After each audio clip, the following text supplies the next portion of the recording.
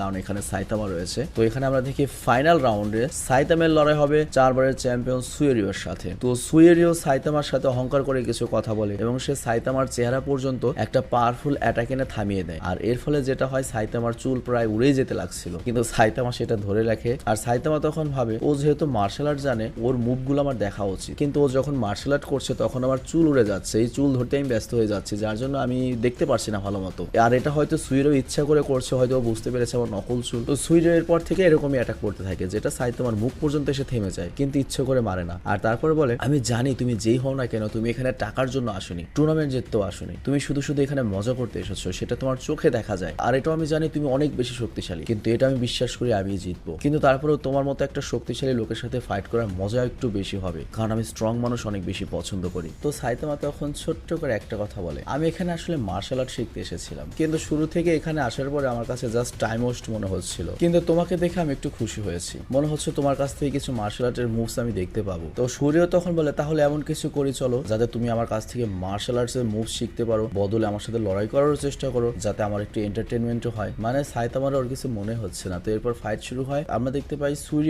সাইতামার উপর একের পর এক অ্যাটাক করতেই থাকে, কিন্তু সাইতামা শুধুমাত্র এখানে তার চুলগুলোকে বাঁচাচ্ছিল যাতে চুলটা খুলে না পড়ে। আর তারপর সূর্য সাইতামা কেমন অ্যাটাক করে যে সাইতামা রিং এর ভেতরে ঢুকে যায়। তো সবার তখন মনে হয় সাইতামা শেষ আর উঠতে পারবে না, সূর্য ম্যাচ জিতে গিয়েছে। কিন্তু সাইতামা তো জানি আমরা কি হবে ওর, সাইতামা সেখান থেকে বাইরে বের হয়। আর সোরফেসের তখন মনে হয় সাইতামা যদি এভাবে টিকে থাকতে পারে তাহলে হয়তো ও জিতে যাবে, কিন্তু লাইটেনিং ম্যাক্স বলে, মনোযোগ দিয়ে দেখো, সূর্য সাইতামার উপর অনেক হালকা অ্যাটাক করছে, এখনো পাওয়ারফুল অ্যাটাক করছে না, পাওয়ারফুল অ্যাটাক করলে ওকে খুঁজেই পাওয়া যাবে না। কিন্তু সূর্য সাইতামার ভেতরে বুঝতে পারে যে আসলে একটা ফাইটার রয়েছে, এবং সে তাকে জিজ্ঞেস করে, তুমি দিনে কি করো? সাইতামা বলে, আমি দিনে খাই, হাগি, মতি, মনস্টার মারি, অনেক কিছু করি। এটা শুনে সূর্য জিজ্ঞেস করে, তুমি মনস্টারও মারো? মনস্টার মারো তো হিরোদের কাজ। কিন্তু সাইতামা তো সেখানে চালানকো সেজে গিয়েছিল, এই কারণে সত্য বলতে পারে না। ও বলে, আমি আসলে হিরো হতে চাই, এই জন্য প্র্যাকটিস করছি। তো সূর্য এটা শুনে বলে, মানুষ কেন হিরো হতে চায়, কেন হিরো হয়? এখানে দেখো, এখানে আসে অনেক হিরো রয়েছে যারা কত দুর্বল, তারা শুধুমাত্র জাস্টিসের নামে লোকজনদের বাঁচানোর চেষ্টা করে, কিন্তু লোকজনদের বাঁচাতেও পারে না, কিছু করতেও পারে না, জীবনে হিরো হওয়ার কোনো মজা নেই। সাইতামার তখন এই কথায় রাগ হয়। আর সূর্য তখন বলে, তুমি আমার মতো হচ্ছ না কেন? হিরো হওয়ার দরকার কি? মুক্ত হয়ে ঘোরো, কোনো রেসপন্সিবিলিটির দরকার নেই।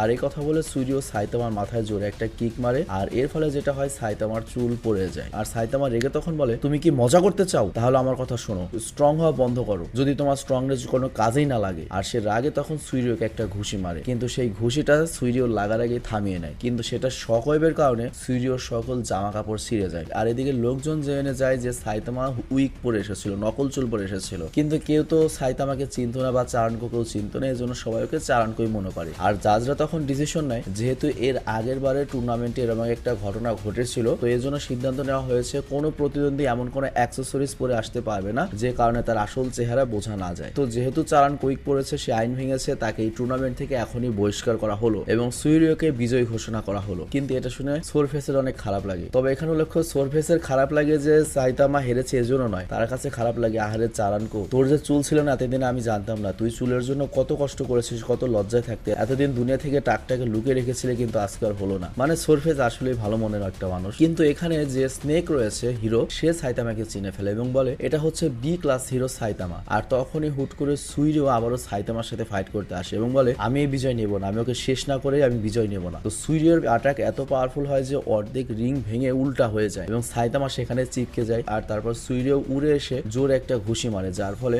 রিংটা আবার আগের জায়গায় চলে যায়। কিন্তু আমাদের হিরো সাইতামার কিছুই হয় না। আর তখন সব লোক এবং অ্যানাউন্সার মানে উপস্থাপক সবাই সুইরিওর জন্য চিয়ার আপ করতে থাকে, কারণ সবাই তো জানেই যে সাইতামার কি দ্বারা কি আর সম্ভব নাকি, এবং সবাই বলছিল সাইতামাকে মেরে ফেলো, মেরে ফেলো, মেরে ফেলো। তো সুইরিওর রাগে আমরা দেখি বাকি অর্ধেক রিং পুরো ভেঙে যায়। আর সুইরিও তখন সাইতামাকে জিজ্ঞেস করে, এখন তুমি বুঝলে মার্শাল আর্ট কাকে বলে? সাইতামা তখন বলে, হ্যাঁ বুঝেছি, মার্শাল আর্ট করে মারামারি করলে মুভটা একটু সুন্দর দেখা যায়, এর বেশি কিছু না, মায়ের তো মাইরি। তো সুইরিও এই কথা শুনে পুরো রেগে যায়। আর তারপর সাইতামা বলে, এরপর থেকে মনস্টারদের যখন আমি মারবো, সরাসরি থাপ্পড় দেওয়ার বদলে তোমার মতো এরকম মার্শাল আর্টের টেকনিক ইউজ করে মারবো, যাতে একটু সুন্দর দেখায়। তো এরপর সাইতামা জাস্ট একটু গোল করে লাফায়। আর সুইরিও তখন আরো রেগে সাইতামার উপর যখন অ্যাটাক করতে আসে, তখন সাইতামা যে গোল হয়ে ঘুরছিল, সাইতামার পাছার আঘাতেই সুইরিও ধাক্কা খেয়ে দেয়ালের ভেতর ঢুকে যায়। আর লোকজন তখন অবাক হয়ে যায়, এটা কি হইলো? আর উপস্থাপক তখন সাইতামার এই মুভটাকে পাসা অ্যাটাক বা বাট অ্যাটাক নামে নাম দিয়ে দেয়। কিন্তু এই মুভের কারণে যেটা হয়, সাইতামার প্যান্ট খুলে নিচে পড়ে যায় আর তার যে হার্ট শেপের চাড্ডি বা আন্ডারওয়্যার সেটা সবাই দেখে ফেলে। কিন্তু তখন টুর্নামেন্টের বডিগার্ডরা সাইতামাকে ধরতে আসে, কিন্তু আমাদের সাইতামা তখন প্যান্ট সামলাতে সামলাতে সেখান থেকে পালানোর চেষ্টা করে। মানে বিষয়টা খুবই হাস্যকর একটা দৃশ্য ছিল। মনে করো তুমি কোনো প্রাইভেট প্রপার্টিতে বা বাগানে গিয়েছিলে 2 নম্বর করতে, তখন গার্ড এসে দৌড়ানি দিয়েছে, সেরকম একটা দৃশ্য। আর অন্যদিকে আমরা দেখি পড়ে থাকা সুইরিও চিন্তা করে জীবনে প্রথমবার হারলাম, এইরকম পিটান দিল আমারে। আর এখানে এপিসোডটা শেষ হয়ে যায়। তো